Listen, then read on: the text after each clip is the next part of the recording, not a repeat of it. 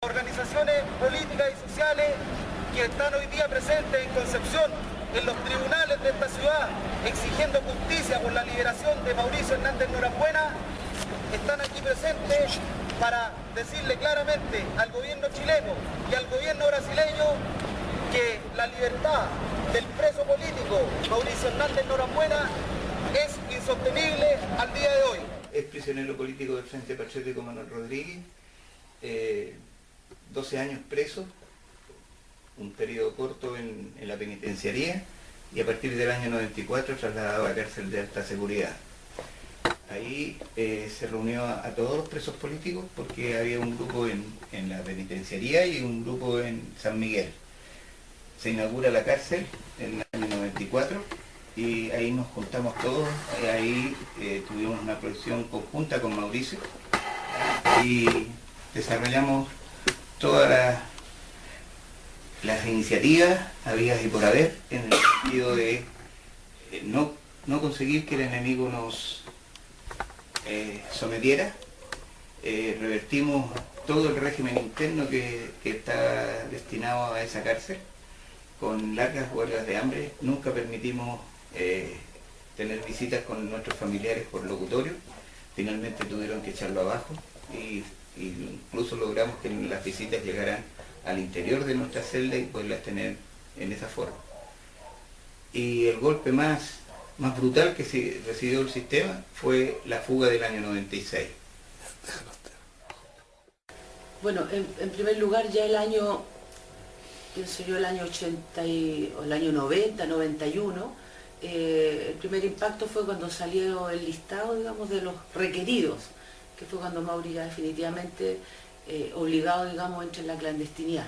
Salió publicado varios nombres entre contacto después que entra en esta clandestinidad que he señalado. 3 años teníamos algunas noticias esporádicas a través de compañeros que podían contarnos alguna cosa que lo habían visto, algún recado de salud, que estaba bien.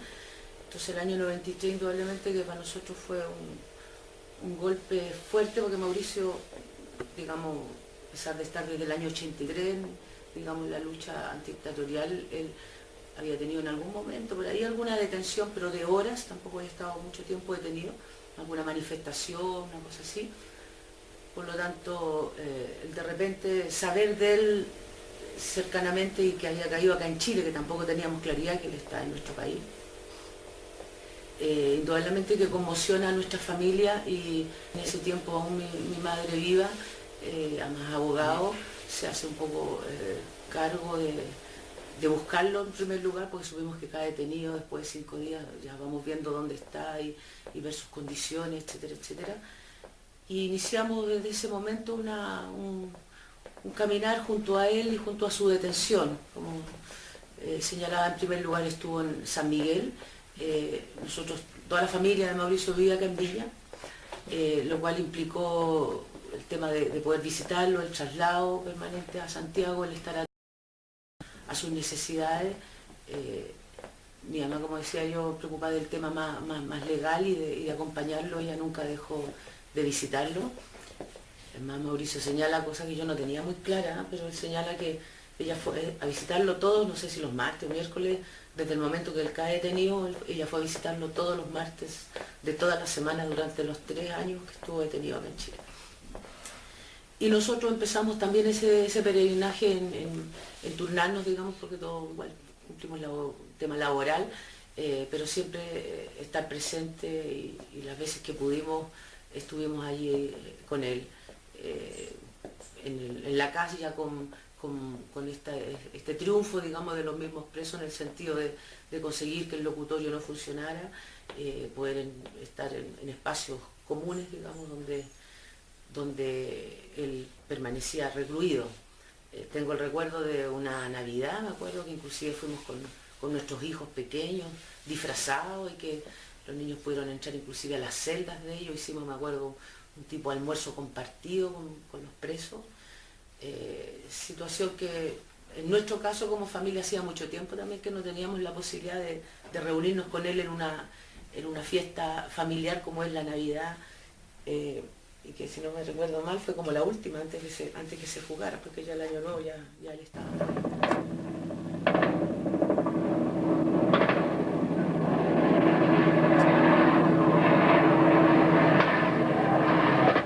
Se van fugando, mira. Se van fugando tres gallos. 3 gallos en un helicóptero, tienen que ser extremistas.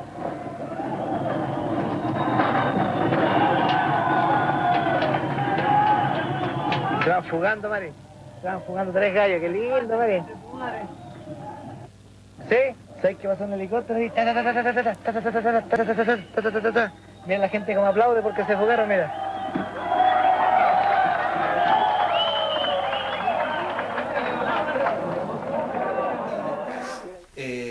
Éramos 5 prisioneros del Frente Patriótico Manuel Rodríguez que aún permanecíamos en el CAS. Ese día se fugaron 4, quedé yo solo en el CAS, pero con mucha felicidad tuve la suerte de presenciar todo cómo sucedió el rescate. No tenía idea ya de cómo era. Yo sabía que algo se fraguaba en virtud de indicios que se me dieron, ¿cierto? Y donde existe en nuestra organización la compartimentación. Entonces uno sabe lo que tiene que saber nada más. Entonces a mí se me encargó por parte de Mauricio, por ejemplo, porque mi celda tenía un lugar estratégico que quedaba frente a la caseta de los guardias. Entonces yo tenía que tomar cuál era el comportamiento de los guardias, cada cuánto tiempo cambiaban la guardia, en fin. Bueno, yo todo eso lo informé. Y cuando sucede el rescate, yo estaba en mi celda, era hora de almuerzo, y que pasar un helicóptero no tenía mayor connotación. Al poco rato siento como que el helicóptero se viene de vuelta. Hasta eso no sabía lo que pasaba.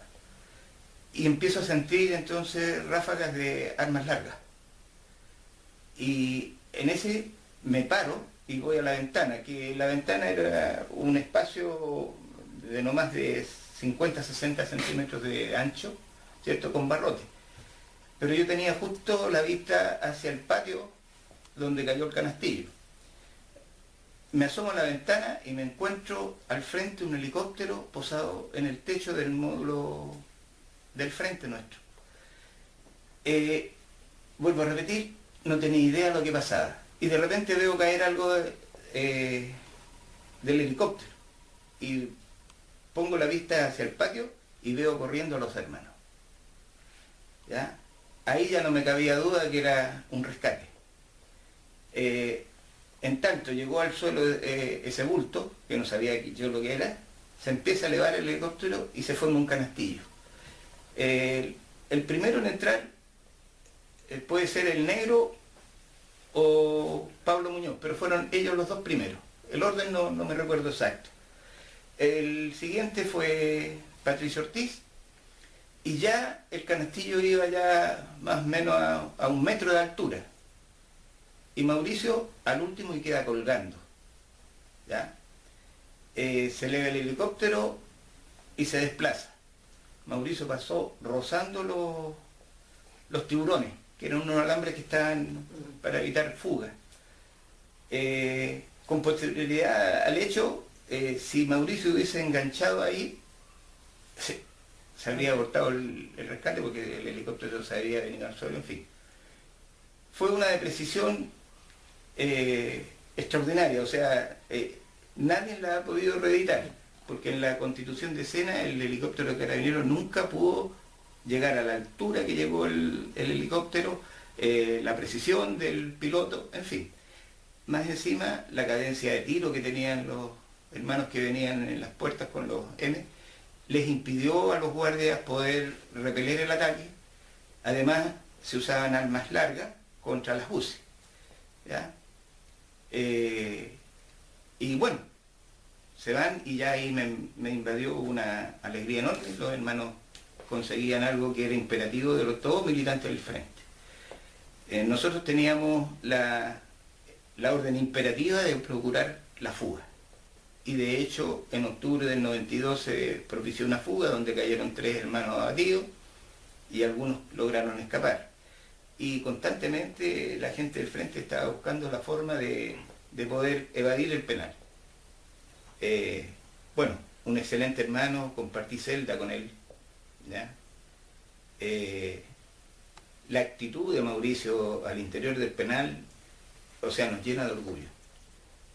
Fue uno de los pocos, ¿ya?, que se resistió al traslado al CAS, y por ello fue herido, ¿cierto? Y tuvo que llegar en un momento determinado no al hospital, sino que por lo menos a la enfermería y para su tratamiento de la herida en la pierna. Bueno, la represión al interior del penal después de esa fuga fue bastante dura. En ese sentido me sentí un poco huérfano porque era el único militante del frente que quedaba, pero orgulloso de mi hermano. Bueno, en actual de él hacer un poco de historia. En Brasil existen 6 penales federales. Y esos 6 penales federales, digamos, tienen sistemas bastante represivos internamente, de condiciones bastante inhumanas, muchas condiciones que a veces sectores sociales, políticos en Brasil han reclamado. Por eso una ley que se creó en Brasil hace unos años, donde se creó este sistema RDD que se llama ¿cómo se llama?, que casi de exterminio, ¿ya?, a la larga, después de muchos años. Y Brasil tiene 6 cárceles federales, y nuestro hermano ha pasado por 4. Por un asunto en Brasil le llaman como de trabajo de inteligencia, de que el preso no se acostumbre en un mismo lugar, de visita, que nuestro hermano, siendo extranjero, no tiene, la única visita es familiar, no tiene visita de gente brasilera, por lo tanto, pero así todo él ha sido trasladado, yo diría, cada 3 años más o menos, a distintas cárceles. Partió por la cárcel que estaba cerquita ahí mismo de la ciudad de Sao Paulo, que era más cercano para los familiares tener acceso de ir a verlo. Después fue era Taubaté, después pasó a Presidente Bernardes, después se vino más acá al sur de Brasil, digamos, ya, se vino más al sur, y hace un par de años, 3 años atrás, 4 años, se fue a Campo Grande, ya un sector también bastante inhóspito. Él hoy día creo que es la 5ª cárcel, está quedando como una cárcel que queda mucho más externa, le quedaría una cárcel federal, digamos, de pasar en Brasil, pero él ya ha pasado por 5 cárceles federales, digamos. Bueno, decir que las condiciones en los penales federales en general es un poco la misma condición, ¿ya? Es decir, están en extremo aislamiento, en una celda en solitario, ya 23 horas al día, pueden salir a un patio que puede ser en compañía o no de otros presos, en ocasiones solitario también, 1 hora diaria, sábado y domingo se queda en su celda. Dentro de la celda tiene un camacho, que es del mismo concreto, digamos, tiene un escritorio y un water, ya con una ducha. La ducha se activa desde fuera, no la activa él, el baño igual, también se activa desde afuera, por lo tanto está supeditado al momento que el penal resuelva, o el carcelario en este caso resuelva, dar esa posibilidad, cuestión que no siempre es con la celeridad que la necesita utilizar, ¿verdad? La luz se apaga en un momento en el día, una luz general, él no prende ni apaga luz, se prende sola en un momento dado y se apaga en el momento que ellos también lo resuelven. Mauricio hace unos meses atrás fue castigado durante 10 días en encierro, más encierro que producto de que existen algunas reglas dentro del penal que tienen que ver con la forma en que se relaciona con los carceleros, y dentro de esas reglas está el que no puede ser mirado, el preso no puede mirar a los carceleros a la cara. Al parecer se dio una situación donde el carcelero se sintió observado por Mauricio, y lo cual significó un castigo para él de 10 días en más aislamiento, ¿ya? Hace unos años nosotros también hicimos la denuncia a través del abogado de que había sido desnudado delante de carceleras, es decir, de gendarmes mujeres, y de gendarmes varones también, que había recibido, digamos, había sido una situación de menosprecio, digamos, por estar una persona en una condición más desfavorable en el momento que está ahí desnudo, sin ningún motivo aparente, no era un tema de revisión ni nada, desnudo. Por lo tanto, decir que además de que existe este extremo aislamiento, que son reglas muy duras, porque son penales de castigo, ¿ya? Son penales de castigos que están concebidos para un año de duración ese castigo, que puede ser prolongado por otro año más, dependiendo de lo que ha ocurrido con el preso durante ese año. En el caso de Mauricio son 13 años en penal de castigo, ¿ya? Por lo tanto, aparte de todo este sistema de aniquilamiento que está reconocido además por las organizaciones de derechos humanos no solo de Brasil, sino que internacionales, ¿ya? Además existe de parte de los carceleros exaltar, digamos, esta condición de fuerza de ellos ante el preso, ¿ya? Y que tiene que ver con estas otras cosas que son más pequeñas, ¿ya? Con respecto al tema de nuestras visitas, la inspección es súper exhausta, ¿ya? En cuanto a la revisión de las visitas, y permanentemente ocurren situaciones que cambian o varían pequeñas, igual ellos tienen una actitud no muy amigable de resolverlas, ¿ya?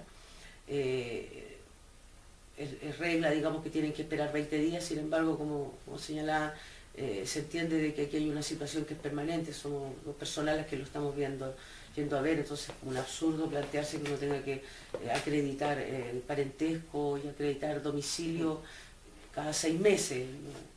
Una situación, o sea, entendemos que en Brasil se pueda justificar, digamos, para los familiares de los presos brasileños, pero en este caso, ¿qué connotación tiene de que yo cambie de domicilio aquí en nuestro país, Chile, a kilómetros de Brasil? ¿No tiene?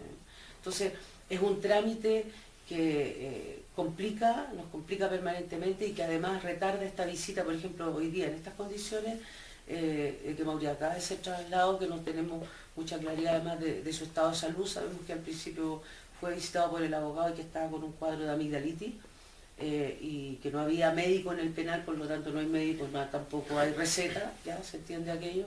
Entonces, exacerba, digamos, todo lo que ya significa este trato vejatorio e inhumano del penal federal, ya, porque esto es de los penales federales. Y además que es el único preso del grupo que yo he tenido con él que se le ha mantenido en esta condición, ¿verdad? Los demás compañeros, bueno, hay 2 que inclusive tuvieron progresión de régimen, es decir, posibilidades de mejoras carcelarias, y que se fugaron, o sea, evadieron, digamos, pues. Otra de las compañeras que fue transferida a su país, Argentina, y ahora hace unos meses atrás que fue transferido uno de los chilenos que aún permanecía preso, fue transferido al CAS acá en Santiago. Entonces además es el único al que se le mantiene en ese régimen de aniquilamiento, porque ese es un poco lo que ocurre allí en los penales federales. Para terminar, hacemos un llamado a todas las organizaciones políticas de Concepción, hacemos un llamado a todas las organizaciones sociales de Chile a que se movilicen por la libertad de Mauricio Hernández Norambuena y por la libertad de todos los presos políticos injustamente encarcelados por los gobiernos neoliberales. Muchas gracias y estaremos desarrollando nuevas acciones en pos de la libertad de Mauricio Hernández Norambuena. ¡Compañero Mauricio Hernández!